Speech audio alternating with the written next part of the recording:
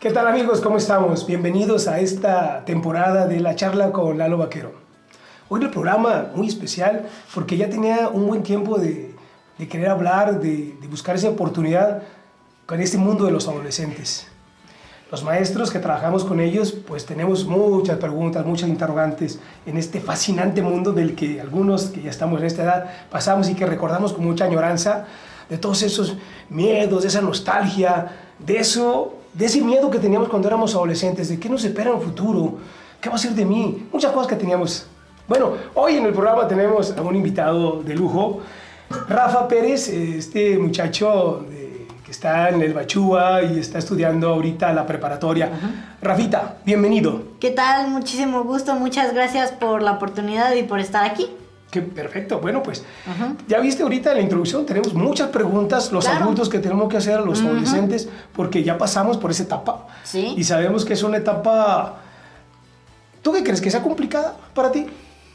Pues fíjate que la verdad la adolescencia da muchas vueltas. Es una etapa de constantes cambios y de pues constante balanceo entre que cuántas cosas quieres conservar de ser niño y cuántas cosas quieres experimentar de ser un adulto.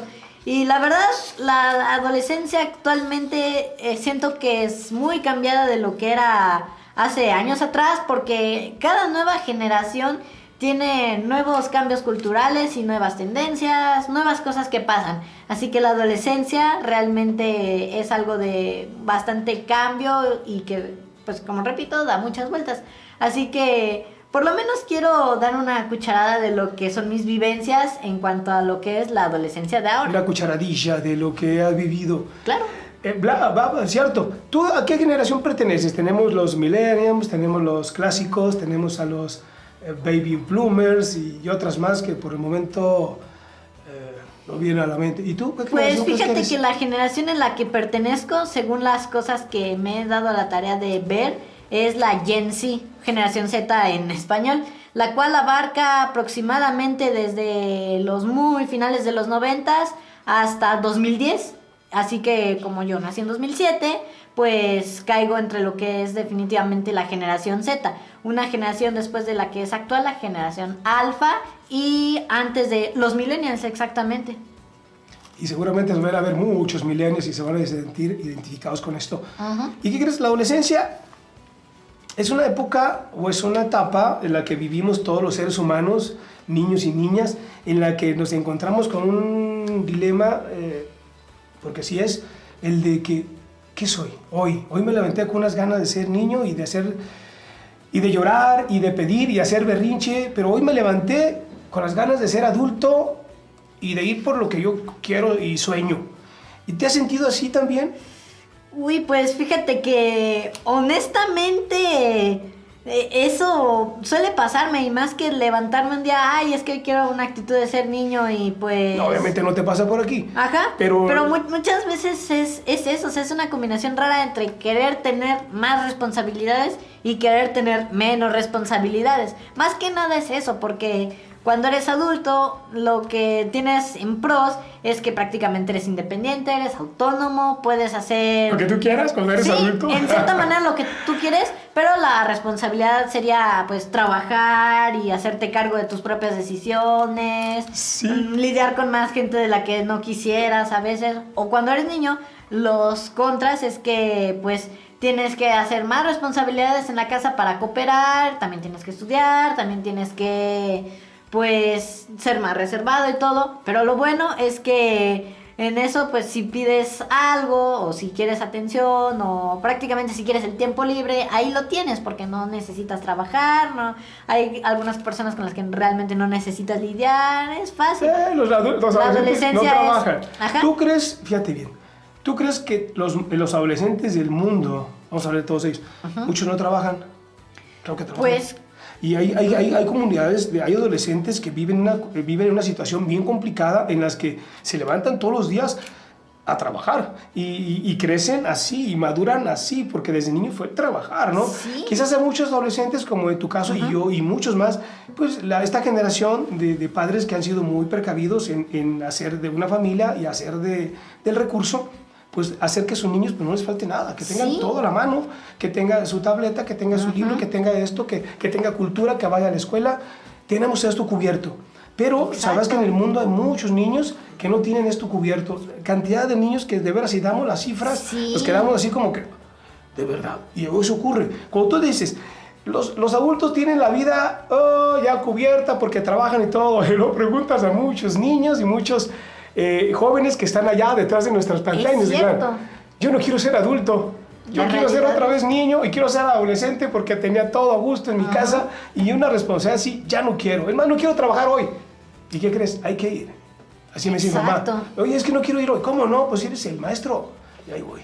Exacto, las realidades en el mundo son prácticamente una por cada persona. O sea, un punto de vista distinto siempre enriquece más tu punto de vista propio, porque dices, órale, es cierto, lo padre de ser niño es que realmente no tienes que trabajar, pero... Y no te preocupa nada. Exacto, e incluso conozco, ya que lo mencionas, algunos de mis grupos de mis amigos también trabajan. Y me dirá, afortunadamente no por una necesidad de familia de que si él no trabaja entonces ya se les harían mucho más complicadas las cuentas y tal, sino ellos trabajan más que nada para pagar y pues por cosas de sí mismos. Pero aún así ellos trabajan y me dicen, oye, pues es que no tienes idea de cuántos días, de cuántas horas de mi vida me va a costar este helado y cosas así. Yo le digo, pues... El salario que tengo, ¿cuánto Acá horas yo tengo le que digo, trabajar para no te comprarlo? preocupes, algún día lo entenderé, Algún más día lo temprano veré. que tarde, No, pero... y quizás no, pero fíjate, muy importante, y consejo que le damos a los jóvenes siempre, ¿Sí? que sean empáticos con la realidad en que están viviendo, con el contexto. Yo estoy viviendo esto muy a gusto, sí, pero también si me pongo del otro lado y me pongo en las chanclas, en los zapatos de la otra persona, también podré entender muchas cosas. Y eso es un valor que ustedes, los jóvenes, y que es un consejo que damos nosotros, de ser empáticos con lo que ocurre alrededor de nosotros, porque eso nos hace más humanos. Exacto. Si tú fueras y tuvieras el don, así que dijeras, en este momento, te damos el don de poder cambiar muchas cosas en el mundo. ¿Tú qué cambiarías? Uy, cambiar en el mundo, pues esencialmente haría cambios importantes. Por ejemplo, que el dinero no sea lo más importante. Por ejemplo, que haya, para reducir muchas desigualdades, que la gente no pase hambre, que no tenga deudas que los estén matando del estrés y que hagan, pues, las vidas algo imposibles. Vida realmente. relajada. Ajá. No diría que el dinero es el mayor de todos los males, definitivamente hay muchas otras cosas, pero yo desaparecería las cosas más fuertes y más... Y que de los temas que menos nos dan ganas de hablar. O sea, tan menos nos dan ganas de hablar que yo trato de evitar nombrar ejemplos. Porque algunos de esos ejemplos, pues, quiero dejarlos a la imaginación. O sea, ustedes temas que digan, que vean en las noticias y digas, ay, no, es que esto está muy, muy feo. O sea, que te den como ansias de escucharlo. Yo quisiera quitar eso. O sea, una vida, no quitar No todos los noticias problemas malas, como sino tal. noticias buenas que nos comprometan a ser mejores seres humanos. Exacto, pero tampoco quitar los problemas. O sea, me refiero a... Ay, es que... Por ejemplo, incluso cosas cotidianas de... Ay, es que me pegué el dedo chiquito del pie caminando. Algunas de esas cosas también... Pues te ayudan tanto a sentir y es lo que dices, no puedes sentir pura felicidad porque si no, entonces en algún punto vas a dejar de sentir felicidad porque no tienes por qué sentir. A veces tienes que estar abajo para apreciar los momentos en los que estás arriba. Estar así abajo tendido y ver las estrellas mejor. Ajá. Se aprecian mejor. Sí. De hecho, se aprecian mejor. Exacto. Bien, pero a ver, tú tienes el don para cambiar Ajá. muchas cosas. ¿Qué cambiarías primero? Pues cambiaría... Yo Y creo ahorita que os confiero en este momento el poder que tienes tú para cambiar las cosas que no te gustan de este mundo. ¿Qué vas a cambiar? Yo cambiaría el hambre y la importancia que tiene el dinero en el mundo. Nada más. Ajá. ¿Tú crees que sea el futuro, así como hemos vivido y que lo has vivido en estos 17 años que tienes, mi Sí. estimado Rafita, que has visto también y te has enterado mucho de televisión? Hay muchas cosas que nos horrorizan en el mundo, que no quisiéramos que aparecieran. Claro. El hambre el de los niños, la franja de Gaza, Claro. que los ucranianos con los rusos, La guerra. nuestros migrantes, Ajá. el montón de cosas que hemos encontrado, Sí. los niños escuchando música que pues nada les deja. Claro. Entonces, esos son también muy problemas que nos atacan acá. Sí. Entonces, cambiaremos muchas de esas cosas Sí. si fuéramos diferentes. Exacto. Otra cosa que también quisiera cambiar sería el rezago educativo en el mundo, porque la educación es bastante importante, ya que lo mencionas. Y también eso tiene que ver parte de la música. Entiendo que las generaciones también actuales prefieren otro tipo de música. No es por nada que en los 60 decían, ay, es que el rock es malo, va a freír el cerebro a nadie. Y ahora muchas de las canciones de época también son pues apreciadas hoy en día.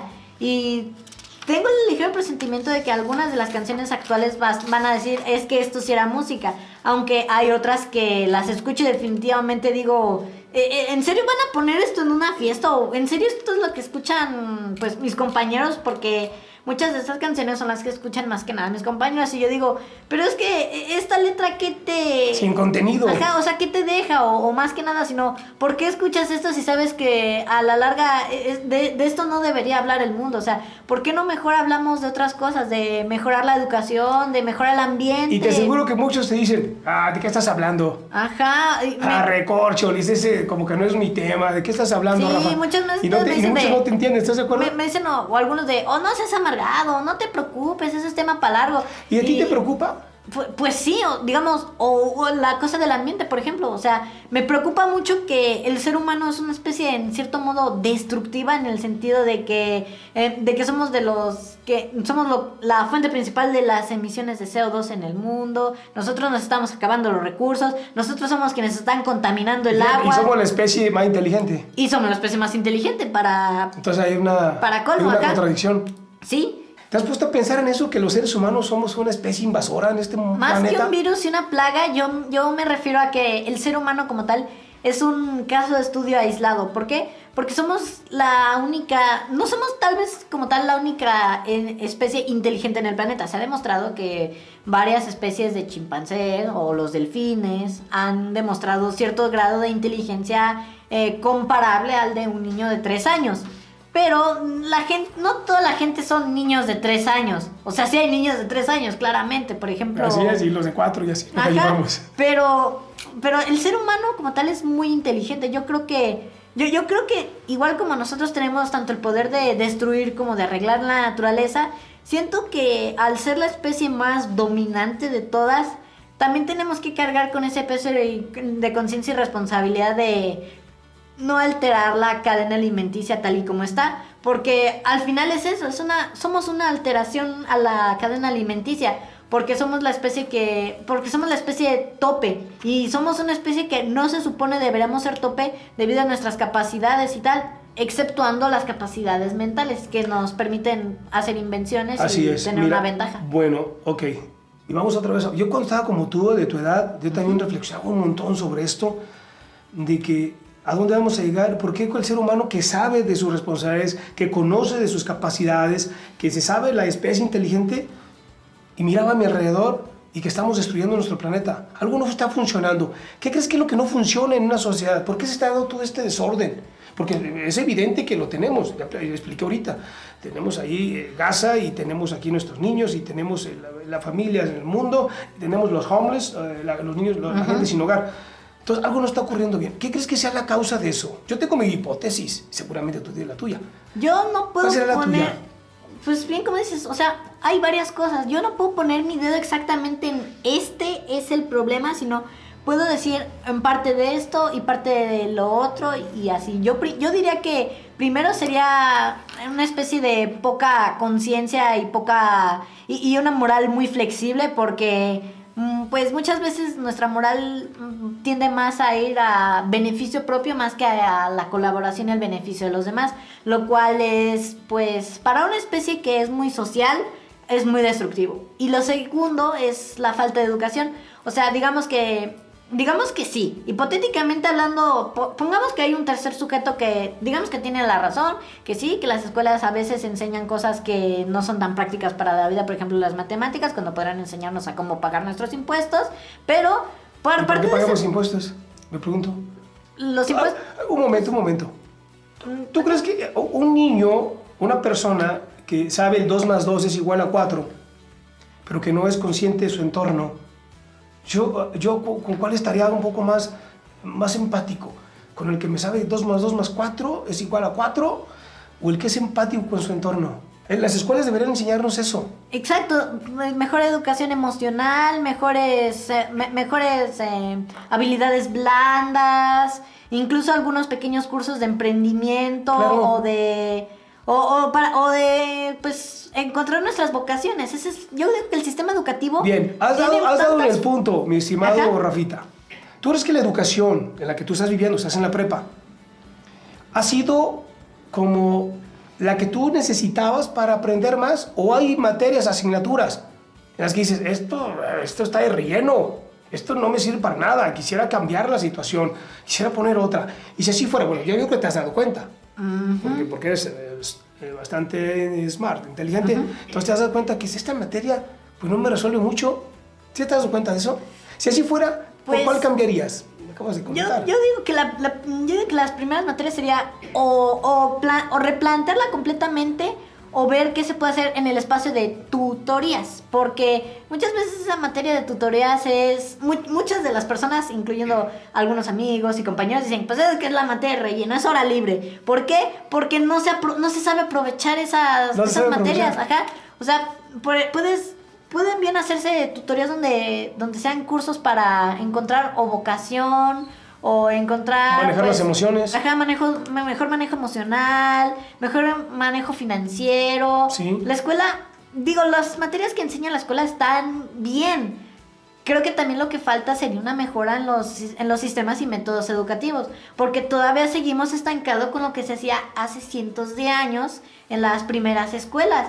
Todos siguen siendo... no siguen siendo 100% los mismos, pero estructuralmente hablando, siguen siendo las mismas tipos de clases. Un maestro enfrente con un pizarrón y bancas llenas de alumnos en filas y hileras. Y nadie se mueve. Y aquel que se mueve le manda un recado a su papá y mamá para que venga aquí, porque su niño no debe de moverse en este lugar y debe estar atendiendo a lo que está diciendo el instructor. Exacto, y también ¿Quién es el que sabe? ¿Quién es el que sabe? ¿El que está ahí enfrente o todos los que están ahí sentados? Yo creo que... ¿Quién sabe?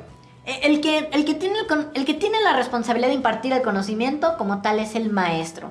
Los alumnos ahí como tal tienen muchas peculiaridades. Por ejemplo, los distintos métodos de aprendizaje. Hay personas que aprenden de manera visual, o sea, si lo leen y lo ven en videos, pues ya lo entienden. Si hay gente que lo escucha, o sea, que da la cátedra al profesor o lo escuchan en un video, en un podcast, es como aprenden. Hay gente que aprende más de la manera, digamos que de la manera práctica. O sea, si no lo ponen en práctica, entonces no lo llegan a entender en la teoría. Los métodos de aprendizaje es un tema también muy complejo. O sea, un salón de clases es muy poco apto para algunos métodos de aprendizaje. Por ejemplo, los métodos prácticos. Alguien que escucha podría ir bien. Alguien que ve podría ir bien con las presentaciones y los pizarrones, pero entonces el que escucha, entonces ya se pierde un poco, o los prácticos definitivamente les cuesta más estar en la escuela. Ese es uno de los problemas de la educación actual, que no atiende mucho esa parte de los métodos educativos. Seguramente no. Y que, bueno, no vamos a echar la culpa el método, ahí está. Los programas de estudio, ahí están. Hemos cambiado el programa 2022 y se ha repartido en todo México, a nivel federal, los nuevos métodos para enseñar. Pero ¿quién crees que sea el responsable de que lleven allá? Puede ser el maestro y los que están ahí enfrente escuchando. Y los alumnos. También hay muchos alumnos que no tienen disposición, que dicen, no, yo no quiero estar en la escuela, es que yo quiero... ¿Cuántos son en tu salón? Somos como 40. Vamos a hacer un ejercicio. De esos 40, mi estimado Rafita, haz un recuento. Y de esos, vamos a echar a volar un poquito la imaginación. Estás dentro de tu salón de clases. ¿Qué porcentaje de ellos están atentos a lo que está diciendo el maestro? Yo diría que un 30-35%. Un tercio. Sí, un tercio. El otros 2 tercios están divagando. Pues sí, o son los de atrás e hileras aledañas que están o platicando. En su mundo. Ajá. O prácticamente. El maestro puede ser porque la clase no es interesante o porque sí es interesante pero no pone atención. Muchas veces, o sea, digamos que es un tercio de cada una. Un tercio que la clase no tiene mucho al caso para algunas personas. Otras veces es las mismas personas que no tienen mucho al caso para esa clase. Y luego la tercera es cuando divagan, se dispersan.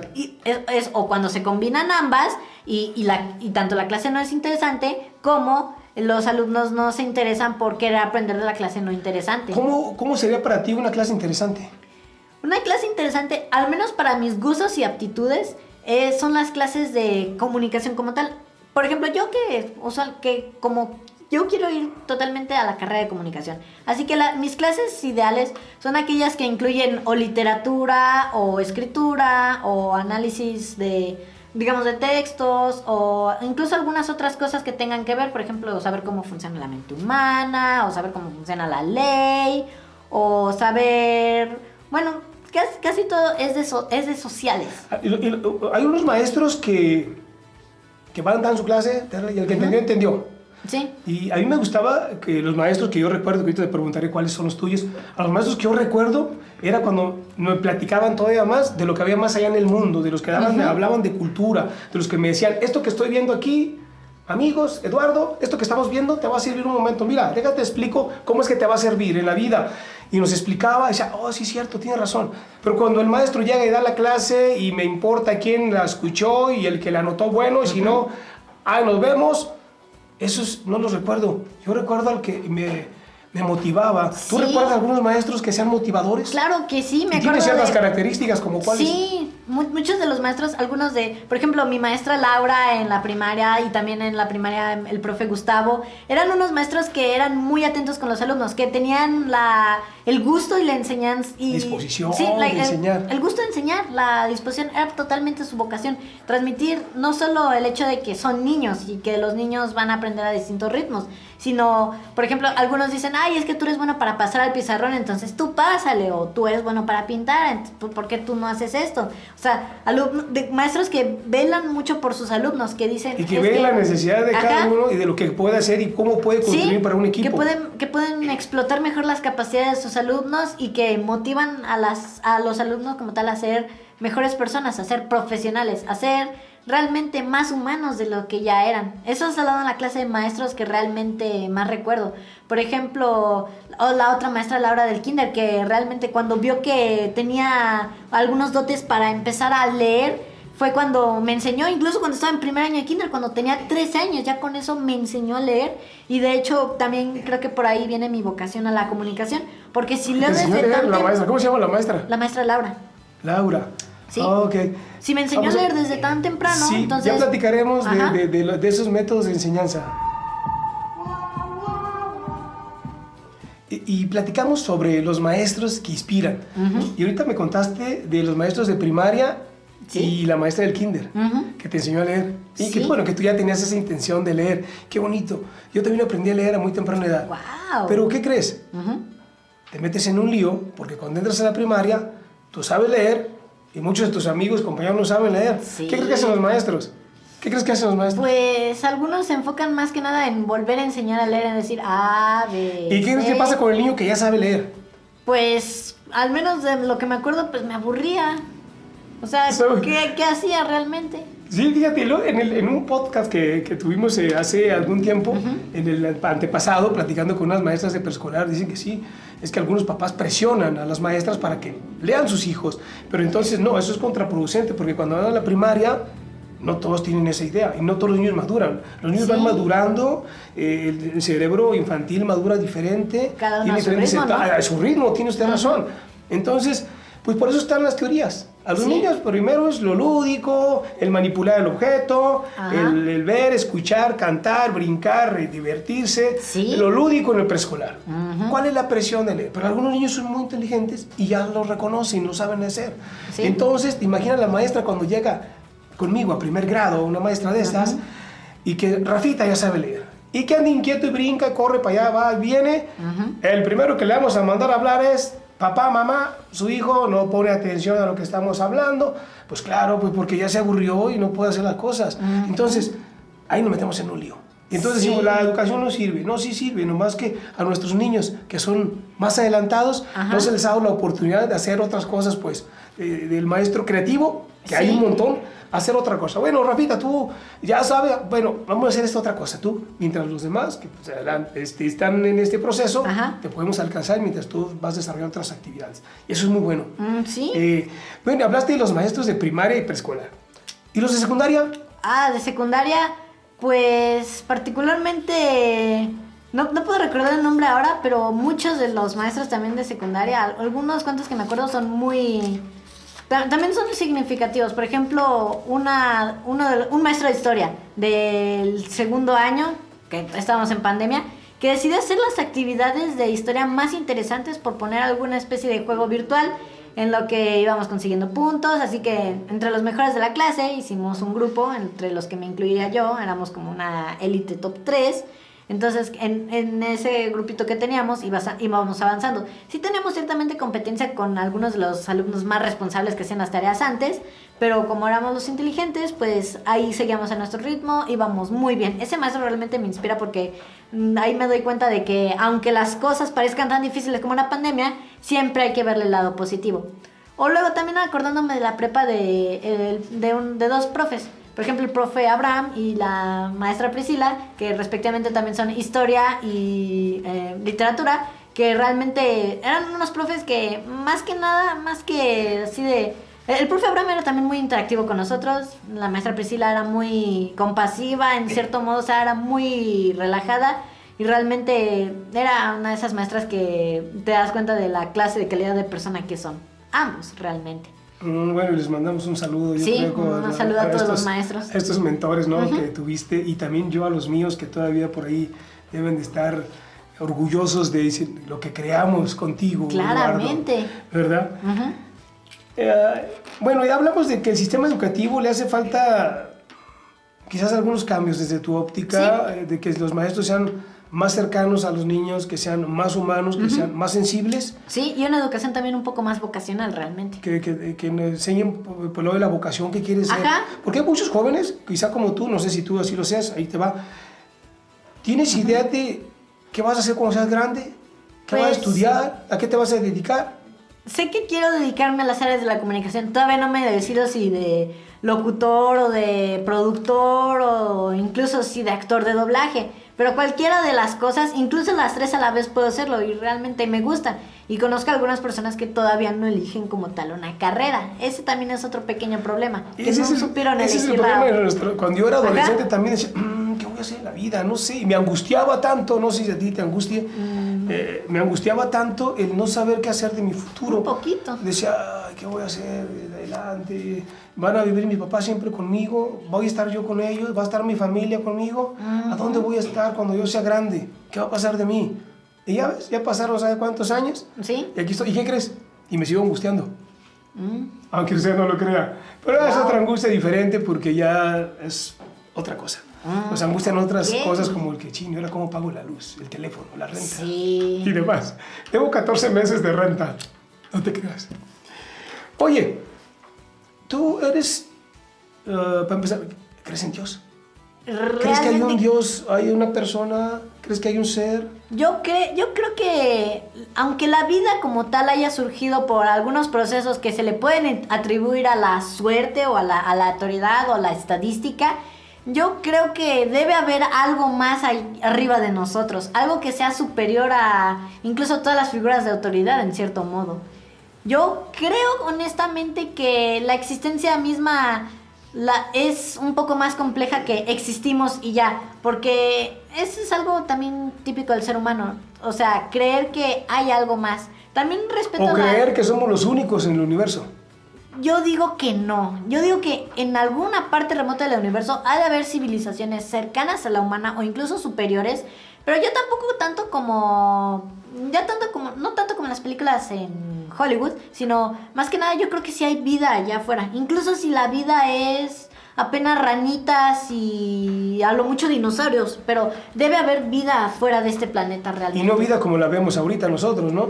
Para nosotros vida es lo que estamos viendo ahorita. Ajá. Quizás en otro planeta muy lejano, algunos millones de años luz, Ajá. esté un niño, un joven de 17 años, hablando con un señor aquí en un programa, igualito que nosotros, porque la posibilidad que se dé es infinita. Infinita, el Y universo puede es tan ser que ahí grande. esté. Ajá.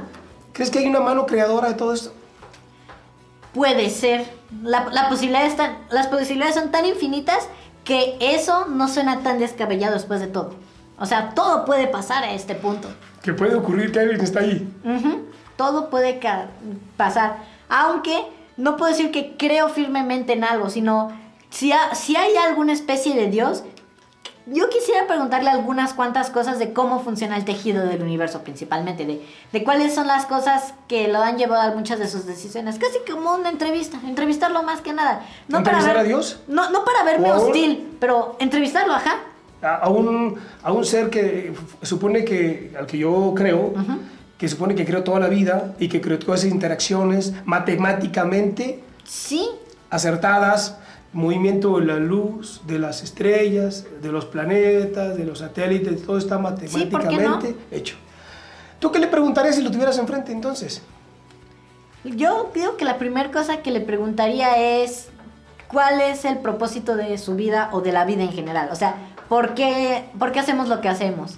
Luego tal vez le preguntaría que cuál es una de sus creaciones favoritas o qué opina, principalmente algunas de las cosas que le preguntaría a la gente si viera al Dios que conocemos cara a cara, de por qué hay injusticias, por qué hay maldad, por qué pasa esto, por qué pasa lo otro. También son preguntas válidas y también en algún Claro. punto son algunas cuestiones de las cuales quisiera abordar, pero realmente preguntarle a un Dios cualquier cosa sería un tema de un programa muy interesante, si me lo preguntas. Claro, y un día lo vamos a hacer y preguntarle, a ver, quiero preguntarte esto. Y lo que tú acabas de decir, que muy acertadas. Yo también tendría un montón de preguntas que hacer. Pero ¿tú te imaginas un Dios como de carne y hueso? No lo sé, la verdad. Yo creo que una aproximación muy realista a Dios es como en ese episodio de la serie Futurama, en donde el Dios es como tal, o sea, no tiene una forma física definida, sino incluso se podría interpretar como un montón de astros que dan la apariencia de lo que es un Dios. Yo creo que como tal es algo que incluso puede rayar en lo que es un Dios de un ser de 4 o más dimensiones. Incluso cuando la cuarta dimensión como tal es el tiempo. Así es. ¿Cuántas dimensiones tenemos, según tu punto de vista? Pues primero está, la primera dimensión serían las líneas normales, la segunda ya serían figuras bidimensionales, la tercera serían objetos tridimensionales y la cuarta es el tiempo. No sé si hay una quinta y si es la quinta que puede representar, y así incluso puede haber dimensiones infinitas. Y otras que ni siquiera por aquí nuestra conciencia humana alcanza a dimensionar. Sí, incluso algunas de esas pueden ser después del tiempo, tal vez algunas dimensiones más allá del espacio, por ejemplo, universos, multiversos, bla, bla, bla. ¿Tú crees en la fuerza que tienen los adolescentes, en la gran fuerza interna que tienen, en el de que puedan mover objetos, el de decir, estoy aquí pensando totalmente en algo que nada que ver y de repente se mueven algunos ganchos de tu ropa, de tu closet, por ejemplo? ¿Te ha pasado? Quisiera responder con la siguiente frase. Su falta de fe me resulta irritante. O bueno, como quien dice, que la fuerza te acompañe. Así es, diría allá la Guerra de las Galaxias. Sí. Yo la vi en estreno, Oh, wow. La trilogía original. la original. Ay, qué mal que a Le mí pasa a la me señora con las palomitas. Increíble. Qué mal que a mí solamente me tocaron las secuelas. También me hubiera gustado ver la trilogía original en estreno o las precuelas. Sí, ¿no? Ajá. Una chulada, de verdad que a mí me impactó, pues como era un Sí. adolescente cuando vi esa película, también me impactó Sí. muchísimo y dije, wow, ¿habrá vida en otro lado? ¿Qué Sí. pudiera ser? ¿Qué pasado tuvo la gente en el 77, la verdad? Hablaste de fe. ¿Tú crees que entonces a la humanidad le hace falta fe? Yo digo que lo que le hace falta a la humanidad, en cierta manera, es un mejor pensamiento crítico y mejor cultura general, en cierta manera. ¿Por qué? Porque muchas de esas cosas podemos incluso atribuirnos a ¿por qué es que me pasa esto? ¿Por qué Dios? Y 5 minutos antes probablemente hiciste algo que haya generado un efecto mariposa o incluso son las consecuencias directas de tus propias acciones. Yo creo que lo que falta es eso, y otra cosa es no preocuparse. ¿Por qué? Porque muchas veces nos preocupamos incluso de cosas triviales. Por ejemplo, preocuparnos de qué pensará la otra persona de mí, cuando incluso la otra persona estará pensando, pues no sé, cuando llegue a mi casa me quiero hacer unas palomitas y ponerme a ver una película. Probablemente eso es lo que le pasa a la otra persona cuando te estaba viendo y ni se acuerda de ti al día siguiente. Yo digo que... ¿Quién eres? Ajá. Hablaste del efecto mariposa. Es una filosofía oriental donde dice el aleteo de una mariposa acá en Hong Kong puede provocar un tsunami allá en la otra parte del mundo. Sí. Y eso, ¿crees en esto? Nuestras acciones Pues, que estamos haciendo ahorita marcan totalmente nuestro futuro. Yo creo que tanto las acciones directas de causa-consecuencia de qué pasa si gasto en esto, puede ser una inversión muy buena o una inversión muy mala, tanto en que yo creo que sí hay cosas que una pequeña acción puede derivar en algo. Por ejemplo, cosas vistas o tanto vistas y que leí en el libro Hábitos Atómicos, o sea, pequeños cambios que tú no notas pero que al final te hacen a una persona distinta. O incluso cambiar cosas como en Volver al Futuro, o sea, que un pequeño cambio haya hecho algún otro daño en la línea de tiempo. Incluso de eso van a las premisas de uno de mis videojuegos favoritos de todos los tiempos, Sonic CD. Órale. Cambias el tiempo. Tú si tuvieras la capacidad de regresar el tiempo también, ¿te gustaría regresar y a qué año? ¿A qué edad? Pues fíjate que... ¿Y cambiar algo? Cambiar como tal... Bueno, ¿cómo regresar? ¿Te gustaría regresar? Sí, me gustaría hacer casi que un turismo temporal, o sea, algunas de las épocas del pasado. Por ejemplo, ir a ver Star Wars en su estreno. Me gustaría solamente ver la película en estreno porque... Star Wars en estreno. Se siente diferente ver una película en el cine a oscuras y con palomitas que verla en tu casa.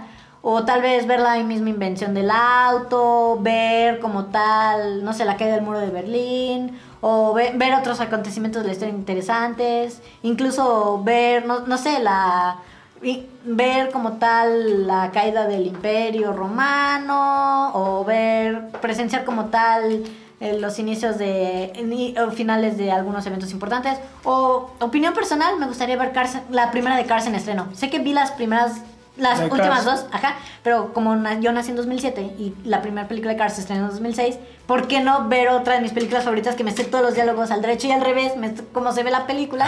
Sí, ¿Por qué no mejor verla en el cine como debe ser? Así como la primera vez, ¿no? De ver la película. Sí. Ok, bueno, tú te fuiste muy lejos allá en el tiempo, cuando era nada más de tu edad, o sea, regresar a qué edad, a los 5 años, regresar a los 3 años, Pues, en la primaria, en la secundaria. Uy, yo regresaría... Ayer, antier, Yo regresaría... la semana pasada.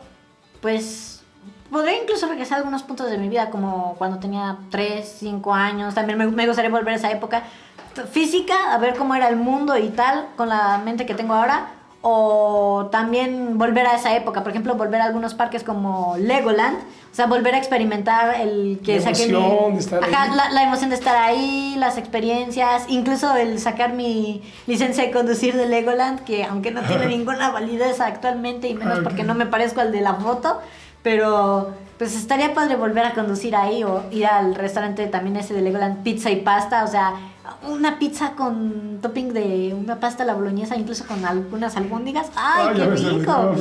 Sí, hablando de eso, si alguna vez me van a querer invitar a comer. Okay. Si regresaras el tiempo, alguna época de la que has estudiado y de las que seguramente tú estás bien documentado, y a un punto en específico, a un hecho específico, ¿a cuál te gustaría regresar? Y luego me preguntas a mí.